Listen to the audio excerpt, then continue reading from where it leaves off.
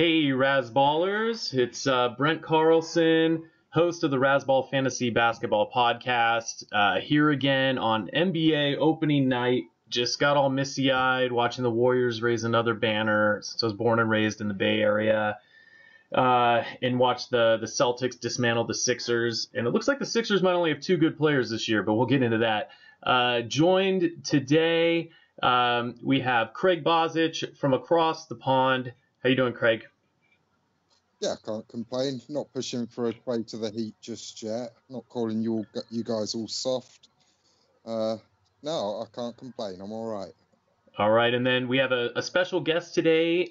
We have Kevin So. He's a Razball writer, and he also writes and contributes to Fantasy Unicorns. They have a podcast, a blog, a website, great articles. You can find them all on Twitter. Kevin, how you doing? It's opening night, so I'm doing great. Thanks, Brent.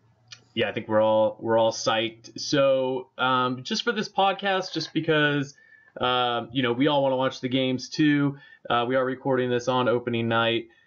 We got we compiled some questions that we got from our listeners and our readers at Razball, and we thought we'd go down the list answering questions. Kevin, Craig, any comments before we hit the question list, or should we jump right into it? I'm good to go. Yep, I'm all ready. All right, great. Well, the first question we had, and Craig, we'll start with your answer first, and go to Kevin. Question one: what's your outlook for Brook Lopez for the upcoming season? And that's from Ollie in Australia. Asked that question. Well, I don't think it's any secret that last year was a bit of a disaster for Brook Lopez. I mean, we all expected a bit more at the Lakers and thought that he actually could have been the primary option on the offense. But sort of walking away, only playing 23 minutes a game, 13 points. His shooting percentage was at an all-time low at 65%, but that probably goes hand in hand with the 4.4 threes that were attempted per game. I don't think it can get any lower. Now, I don't think it's going to quite return to sort of the 2015 to 2017 kind of era where he was putting up sort of 20 points a game at 50% shooting.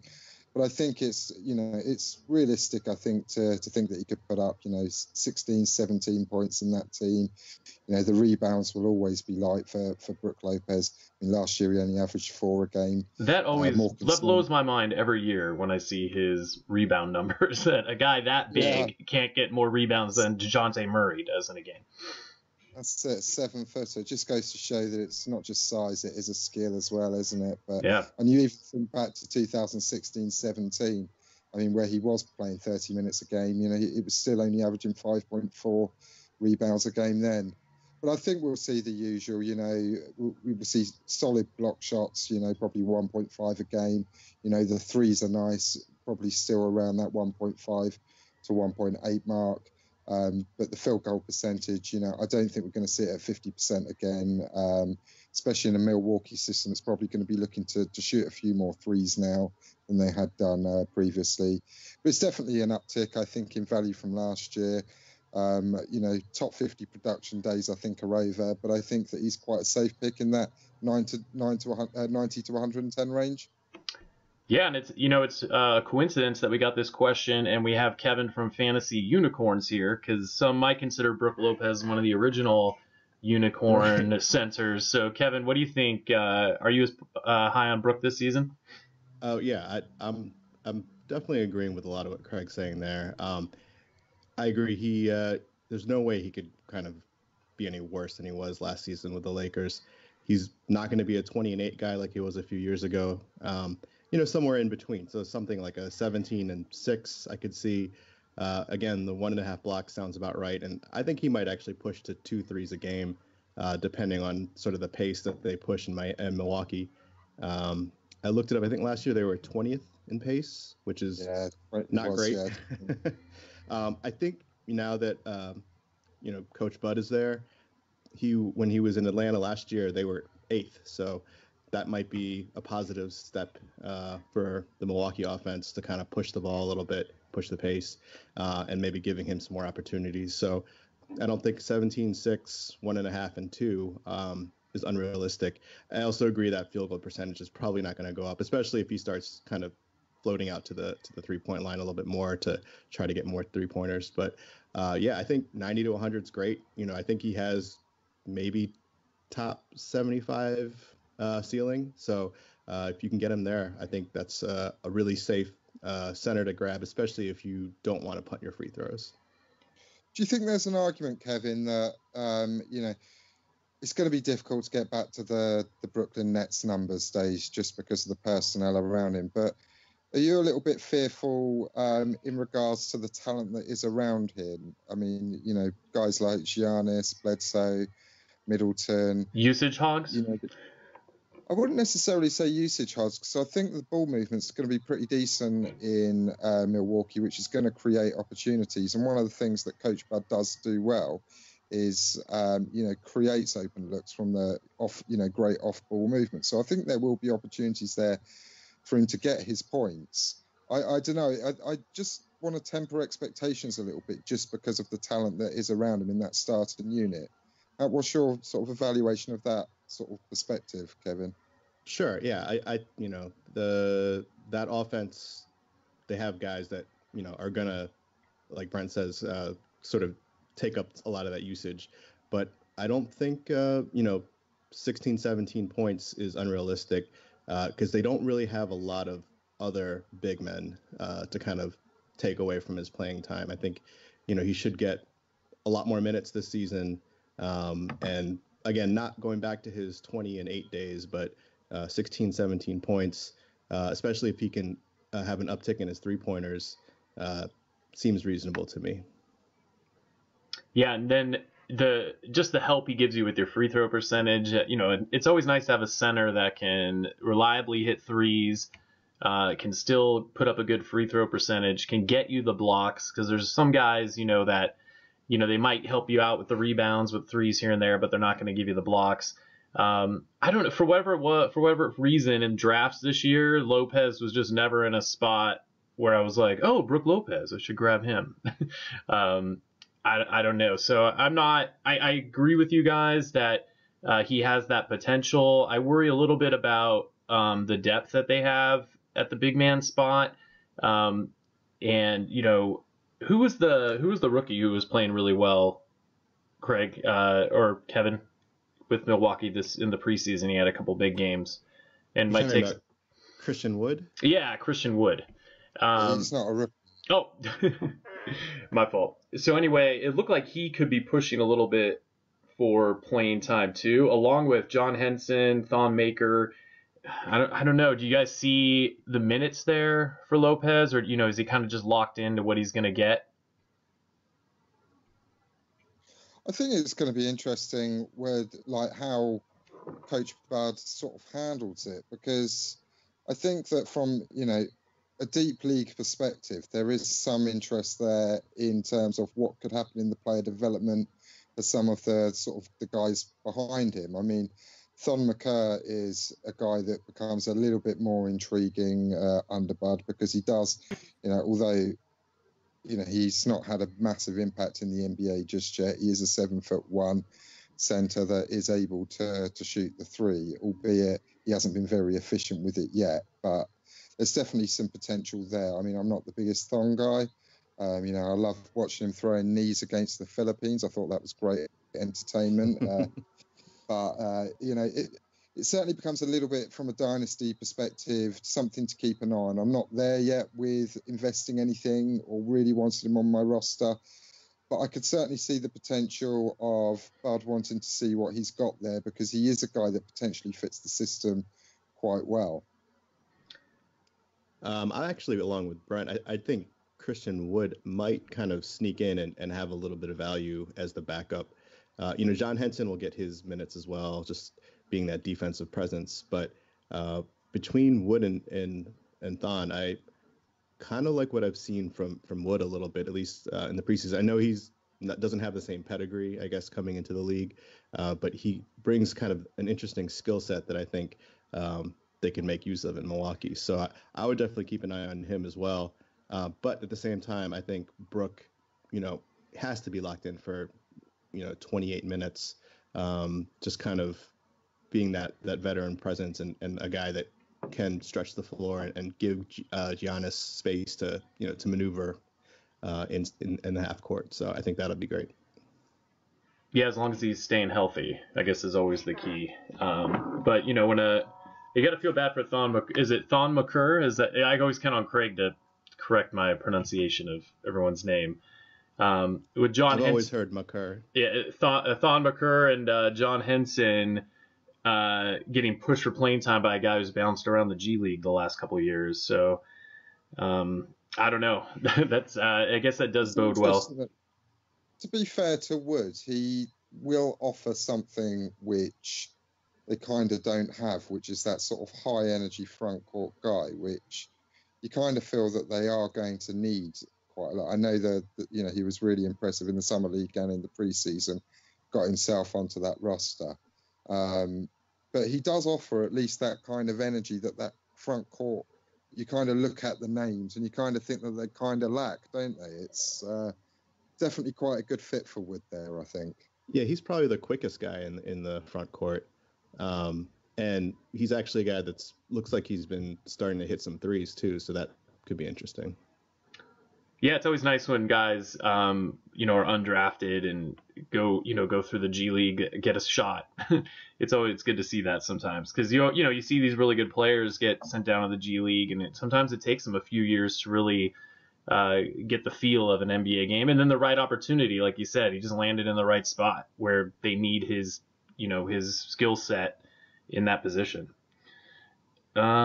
So let's see. We had another question here. We'll start with Kevin this time. This one's from Chad in Milwaukee. Actually, before I get to Chad in Milwaukee, I just want to remind everybody that this podcast will be available on YouTube on our Razzball Fantasy Basketball channel, but it's also available for download. So you can listen in the car, download as a podcast, and that will be on the basketball.razzball.com website. So you can do both. And if you like what we do here, like the videos, subscribe, leave us comments. We love hearing from you, just like we have these guys. So Chad, he commented from Milwaukee, Kevin, which coaching changes will have the biggest impact on fantasy? Does LeBron count? Yeah, he's sort of a hybrid coach player, right? Right. Yeah. No, I was thinking Borrego in Charlotte might have an interesting impact on that team. I know that they actually had a pretty good pace last season, but he's apparently been running practices with 12 and 14-second shot clocks, which could really give guys like Kemba and Malik Monk and Batum a lot more opportunities on offense if they really pushing the ball. And even guys like Miles that have been interesting in the preseason. Let's not forget Craig's favorite, Malik Monk. Oh, I'm sorry. I thought I said Monk. I missed. Yep. Yeah, but yeah, those guys that are going to be tearing down the court, and I think should have more opportunities. So he's kind of the coach that I think might have, at least from a fantasy perspective, sort of a really big impact on a team. Yeah, I agree with that. James Borrego all day. It's the 12-second shot clock thing really. It didn't just look like words. It looked like it come to fruition in preseason as well. Excuse me. And the thing I liked about it the most was that it forced certain players to be more aggressive. Miles Bridges, it's no secret, I've said it sort of numerous times before, one of the biggest criticisms that I've had of him when he was at Michigan State was that he needed to be more aggressive on the offense. He wasn't willing to drive through the lane as much as he should have done, didn't get to the free throw line, and the increased pace during the preseason, you really saw the best of Miles Bridges because it kind of forced him to play a lot more aggressive than what he kind of did in his sophomore year at Michigan State. Same with Malik Monk as well. I mean, now that he sort of learned how to play in the NBA with that small 6'3" frame, watching him, drive the lane so aggressively and dish off great assists because of it. I think that it's going to really play into the hands of a lot of the younger guys in Charlotte. I don't think it's necessarily going to, I worry about guys like Marvin Williams, to be honest. Cody Zeller's another guy. I think the system's not necessarily going to fit particularly well on the offensive end.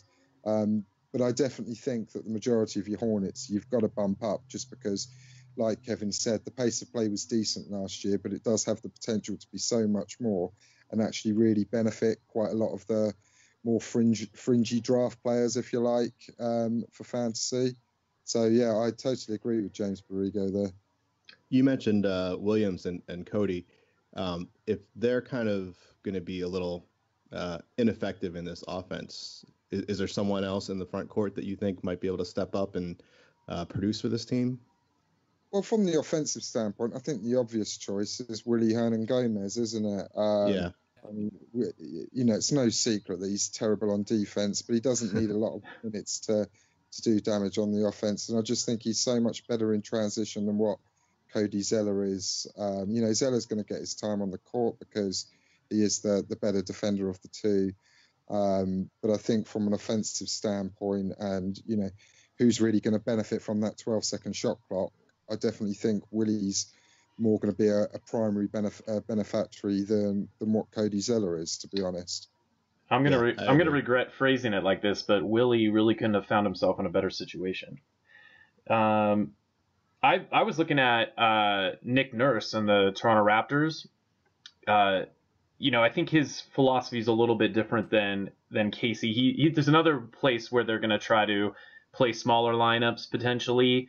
I know he does like Valanciunas and what he brings to it, but it'll be interesting to see how guys like Siakam do in that offense. If Ibaka can maybe get sort of a resurgence under him playing more small ball. What do you guys think about the Raptors? They seem to have a lot of sort of borderline fantasy guys like Van Vliet, Siakam.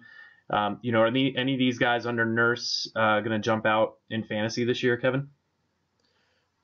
Yeah, I'm very interested in seeing what Siakam can do.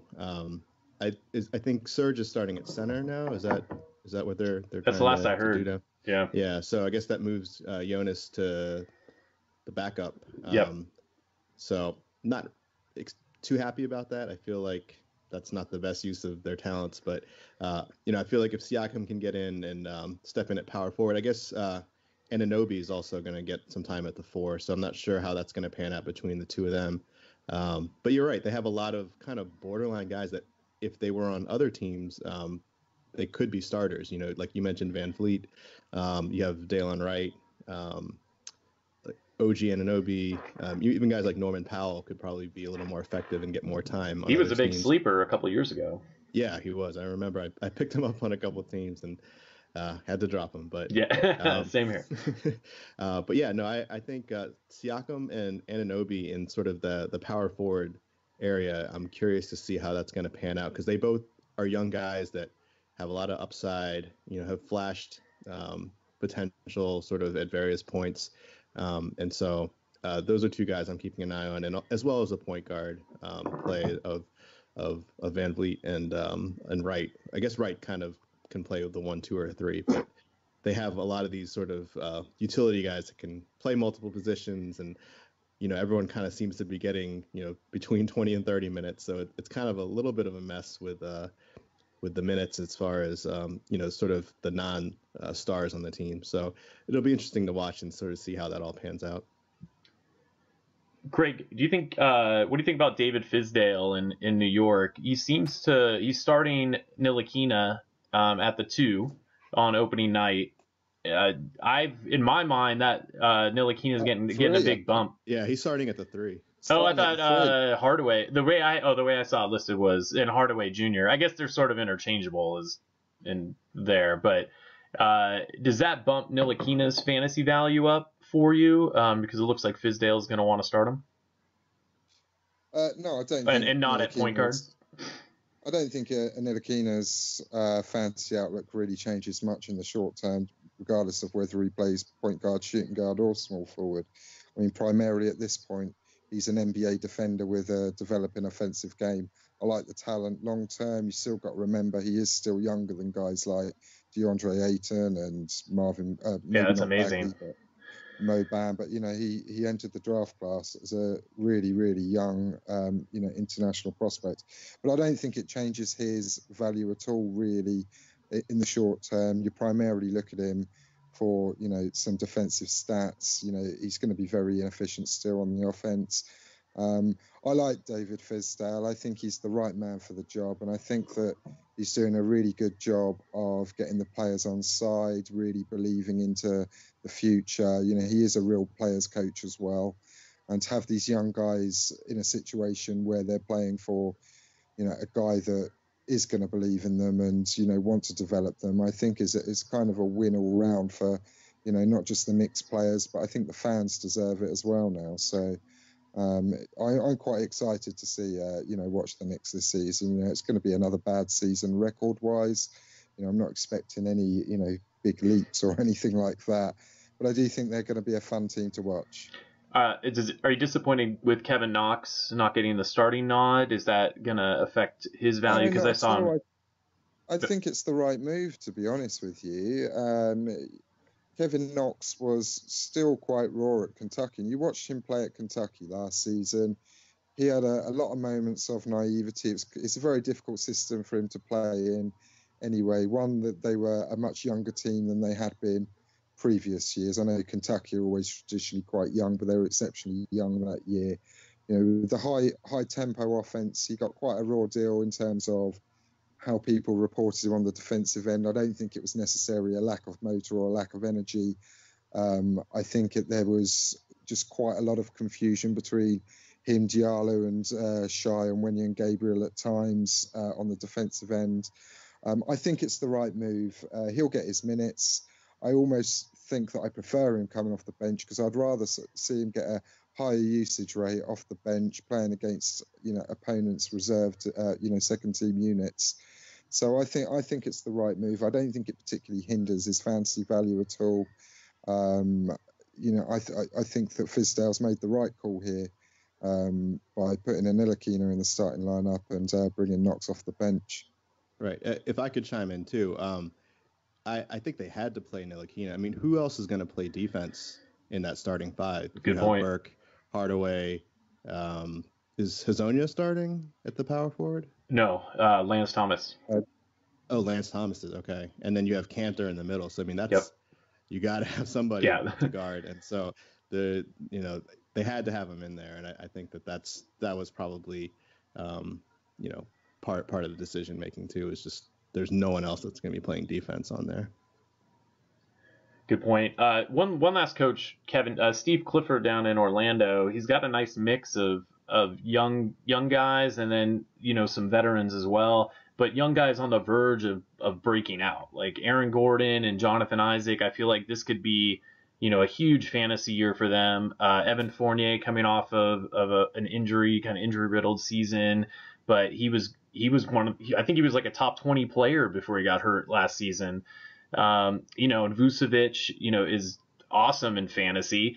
I think he's one of the most underrated fantasy centers around. His numbers are like top 30 or something when you look at them. What do you think about Clifford's system in Orlando? Or do you agree that, they're sort of on the verge of having a bunch of guys break out for fantasy purposes? Yeah, as far as young talent's concerned, they have some of the best. When you consider, Aaron Gordon already had some breakout moments last season. He just kind of has to get a little more consistent with what he does. And Jonathan before Gordon got hurt, he was putting up like 40-point games like nothing. Yeah, he was really coming on strong in the beginning of the season. You're right, and I think can't expect that, but I think we can expect a little more consistency from what he produces on the court. And I think the same thing with Isaac. He was hurt so much last year, but his potential is just out of control. I think he's a guy that could really start producing the stocks categories, hit those threes, and he's probably not going to be a big time scorer for a little while, but I think he's going to do enough in sort of the other counting stats that he's really going to be one of those interesting players to have on your team that produces in a lot of different areas, and he should be the starting small forward this year.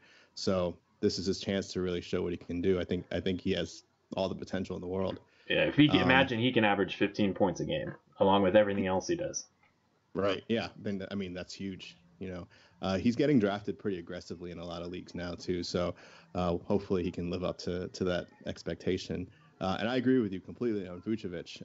We get into the whole centers that can shoot free throws, and he's one of my targets all the time in that category. He hits threes. Obviously not the greatest field goal percentage, but he's a guy that I like to target in a lot of leagues as well.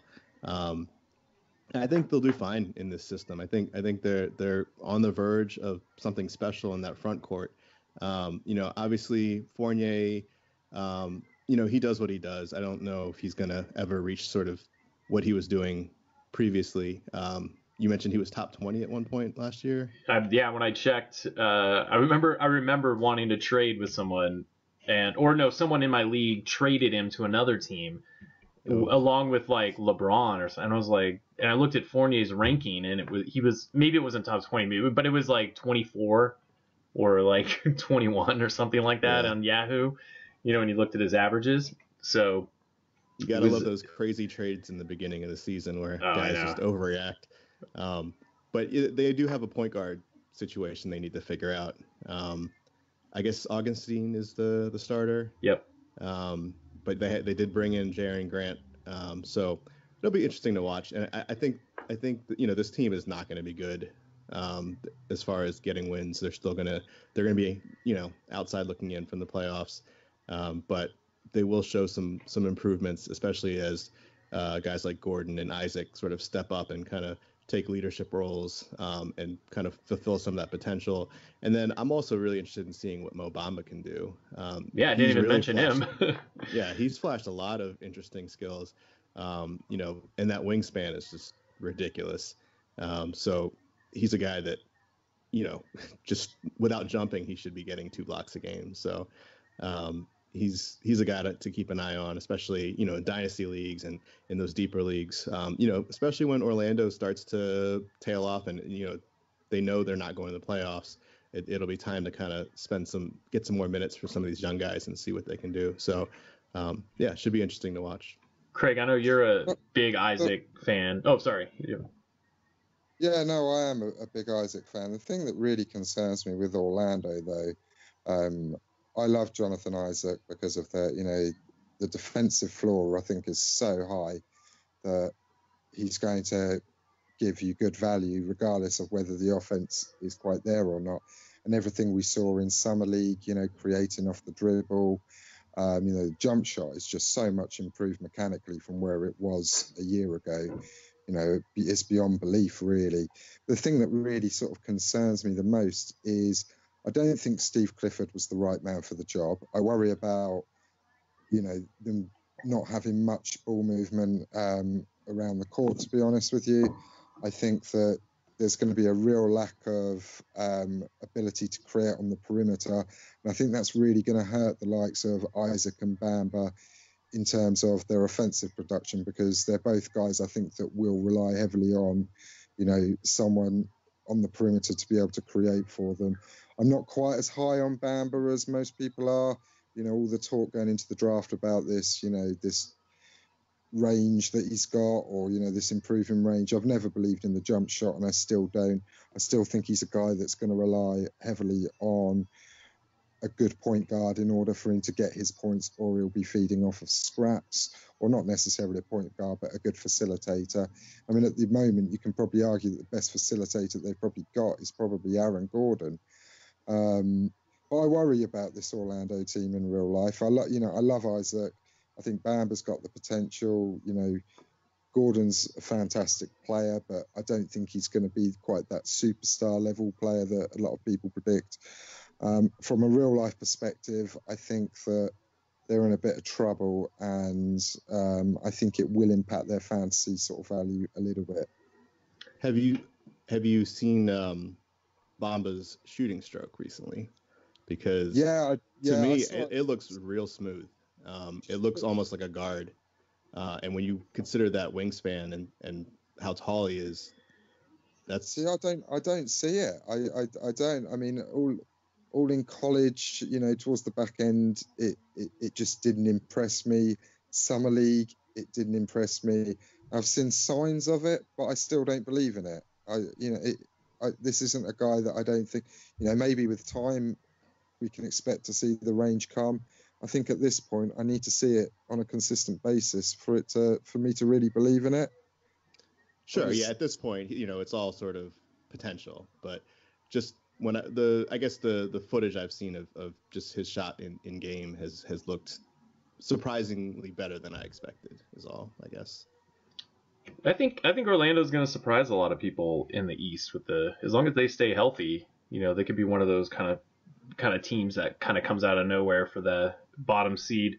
So we have a quick thing is, without Jonathan Isaac, though, they really are terrible defensively. I mean, agreed. Last year, I mean, I think they were second worst defensively or something. And when Isaac was on the court last year, they turned into a sort of, they went sort of halfway into the league, about sort of 14th or 15th in their defensive rating when Isaac was on the court. But with him off the court, they were down in like 29th or 28th or something. And trying to rely on Isaac to be healthy. He was banged up last year. He's already had the ankle problem in pre-season. I mean, it's a really, really lightweight frame for a guy of his height. I mean, the growth spurt. I mean, he must be pushing 7 foot, and that's exciting. 7 footer that's going to be playing the three. That's got me excited. But if he's not healthy, they're going to be terrible defensively. I guess that's where Bamba's development is so key to their success going forward.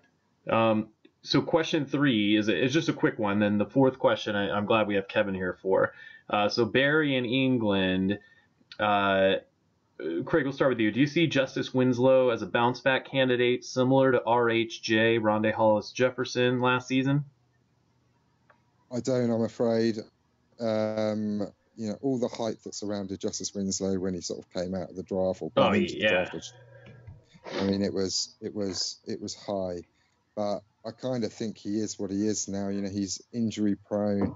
He really is a poor shooter, and I can't. What is he? Something like 42% career sort of field goal. That might be generous. Yeah. And I don't think that's improving. He's not very good from the line. I mean, even in 2016-17 when he did play like 33, 34 minutes a game, he didn't really do a great deal with it. I mean, the steals were nice, but they really came at like at the heavy cost of those percentages, absolutely killing you. So I just don't see it. I think he's going to be lucky to pushing anything more than 26 or 27 minutes in that Miami team. I don't think that the fantasy potential is really there to get all that excited about. I mean, there is the potential, I suppose, for the threes to maybe push up towards sort of 1.1, 1.2 a game. But again, how much is that going to hinder the field goal percentage as well? So you'll get some nice defensive stats from him and, the odd flurries of streaky performances. But he's not a guy that I'll be, trying to target at all, even in dynasty leagues, to be honest with you, because I just don't see where the improvement's going to come from a statistical standpoint for fantasy.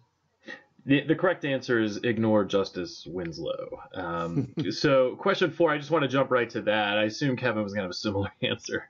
I was. Okay, so question 4, because this is what I'm glad we have Kevin here for, is Kevin's also a dynasty enthusiast. As we say, we avoid expert dynasty enthusiasts just like Craig.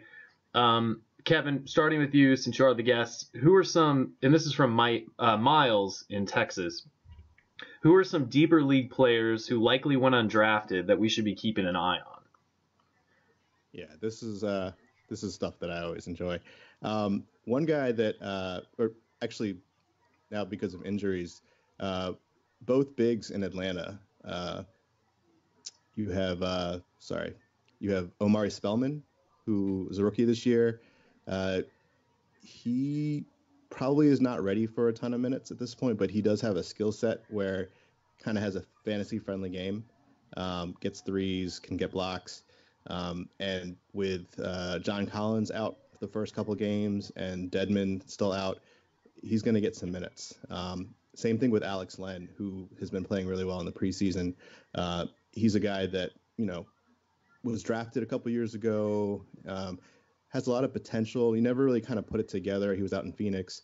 And, now in Atlanta, he looks to be the backup to Dedmon, possibly overtaking Dedmon at some point this season, especially the way Atlanta's going at the starting center position. So he's a guy that I'm also looking at. He's getting kind of drafted maybe towards the end of some drafts now, especially with the Dedmon injury. But he's a guy that if he's not, he's someone you want to definitely keep tabs on.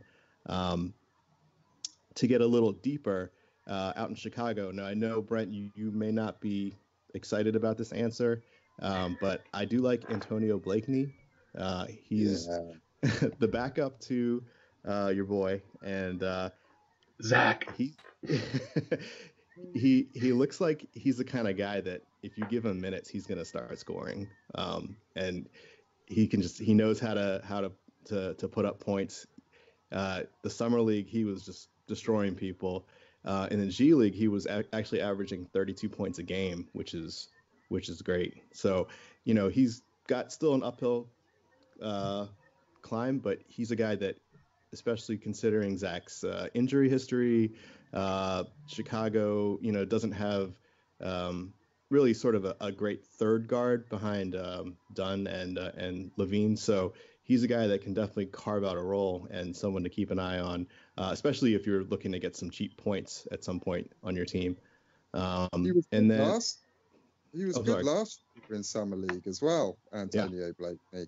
Come out of LSU, he played on the same team as Ben Simmons, but obviously sort of Ben Simmons got all the sort of limelight, if you like, because he was a phenom. Well, he still is, I guess. But he is a really talented player that is really, really underrated from an offensive standpoint. And it's not like this summer league or this preseason's been a flash in the pan. He destroyed. He didn't just play well in the G League. He absolutely destroyed it before the Bulls sort of called him up. And the summer league as well. His first taste against NBA sort of caliber athletes, if you like. He destroyed them in summer league at times last year too. He's a really talented player. Right, and to show you they're actually committed to him for the next. They signed him to a 2-year deal for $3 million guaranteed. So they do have something invested in him, and they do obviously like what they see in him, and could be picking up some minutes when Zach hurts his knee next, I guess. Hey, let's better knock on wood. All right. Craig, anyone you're keeping an eye on that, I guess they mean probably 16 teams or larger, maybe even 20 teams or larger, who might be undrafted. I've gone for the sort of the deep option as well. I mean, Pascal Siakam's a guy that if he's out there in that kind of depth league, you've got to go take a look at, I think. We did touch on him, but I think the minutes are going to be inconsistent, but I think that he's going to be a guy that has the potential to use them quite well. He's a guy I liked coming out of college. He is NBA ready now, and he is ready to contribute. He does a bit of everything quite well. He blocks shots, he can steal the ball, can even shoot the three, albeit, he hasn't had that much success with it yet. But I think there's a lot of potential there. Another guy I really like is, for really deep leagues to keep an eye on, is Ante Zizic. Reminds me a little bit of Willie Hernan-Gomez, if you like. It's very good in transition, very good feel on the offensive end around the basket. You're looking at sort of points, field goal percentage, and boards. But he is the kind, I used to watch him a lot when he played in Europe. He was probably one of the best bigs in transition under the age of sort of 25, if you like, in Europe at that time. Really, really impressive. And I think that, if Tristan Thompson goes down, I think there's the potential that Zizic could get that sort of 18 to 20 minutes and really do something with it. Because I think that on a per minute basis, he could sort of thrive in that system. His body also looks NBA ready now. I mean, I don't know if you guys saw him in Summer League or in the preseason, but he now looks like, an NBA player in terms of his body. He looked a bit lightweight before. So I think that's a very interesting guy for me for the future. As a guy I've been sort of watching for quite a few years now around the world, if you like. But I do think there will be some point this season where the opportunity comes. I'm not expecting much out the gate. I'm sure he'll get his 7, 8, 9 minutes or something like that. But if injury does come to Tristan Thompson or Larry Nance Jr., definitely a guy you want to keep an eye on for me. Yeah, I mean, when I saw this question, I was thinking like really deep. I mean, I am in like a 20 teamer, and that one's really tough to come by anything on the waiver wire. I mean, guys like Roddy Magruder look tempting, especially with the Heat dealing with some injuries. Is it Dorian Finney-Smith on Dallas is tempting with Harrison Barnes still out.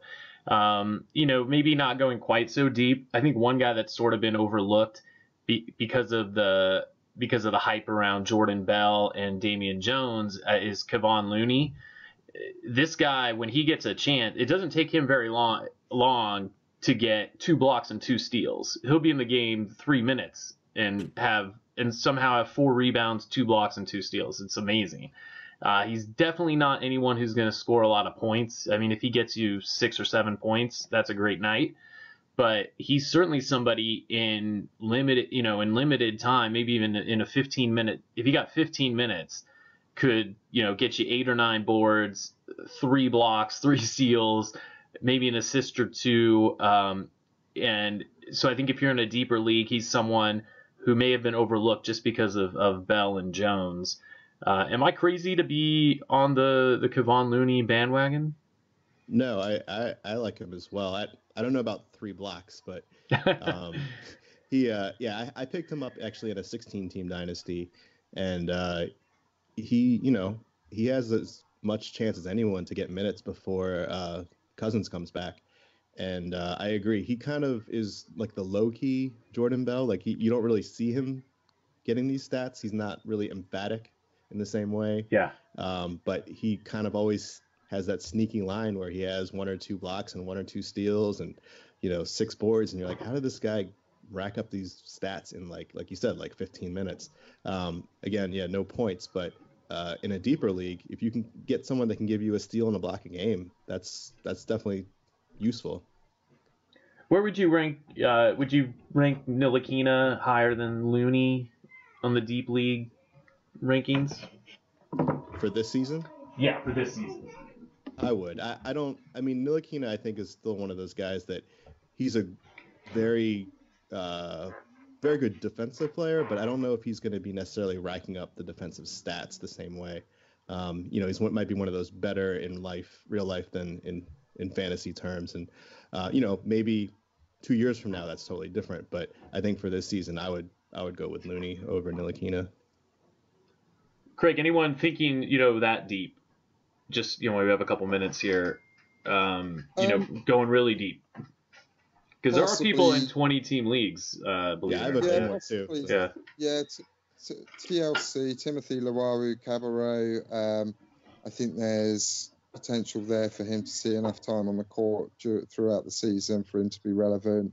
I mean, you're primarily talking at your sort of prototypical 3-and-D guy, but I think the defensive game is certainly good enough now to have an impact in terms of him getting minutes on the floor. He can knock down the 3. He can get the steals. And given the fact that when Westbrook's healthy, and obviously you got usage monster and Westbrook on the offense, Schroeder as well in the second unit is going to be a big usage monster when Westbrook's off the court. Paul George there as well. I think they're going to be a guy like TLC is going to be very attractive for the Thunder to put onto the floor. So that might be a guy that's worth considering also. Right. A couple others just from me real quick. I don't want to hold you up, but I also have been intrigued by Sterling Brown in Milwaukee. I think he's shown a little potential. Obviously the role is not going to be there right now, and that's going to always hold him back. But he's a guy that if given minutes, he can produce. If you want to go really deep and kind of tap into some of the rookies, there's always rumors about Damian Lillard or CJ getting traded.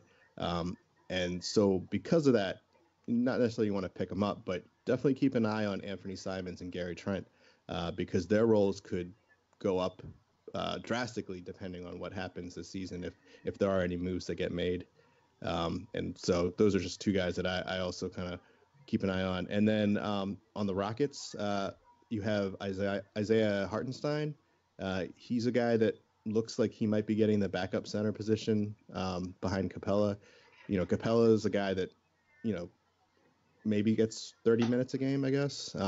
So there are backup minutes, and he's a guy that kind of has some of those modern skill sets for the NBA for a center, and I think he's a guy that could kind of give you some of that low end value in the deeper leagues. And obviously if Perfect. anything happened to Capella, he's a guy that you would want to own in every league. Perfect in that system as well, though, isn't he, Hartenstein? Under D'Antoni. He's got a lovely shooting stroke. He has got legitimate 3-point range. He's a very capable defender. Not just necessarily. He's able to sort of guard both, threes, fours quite comfortably.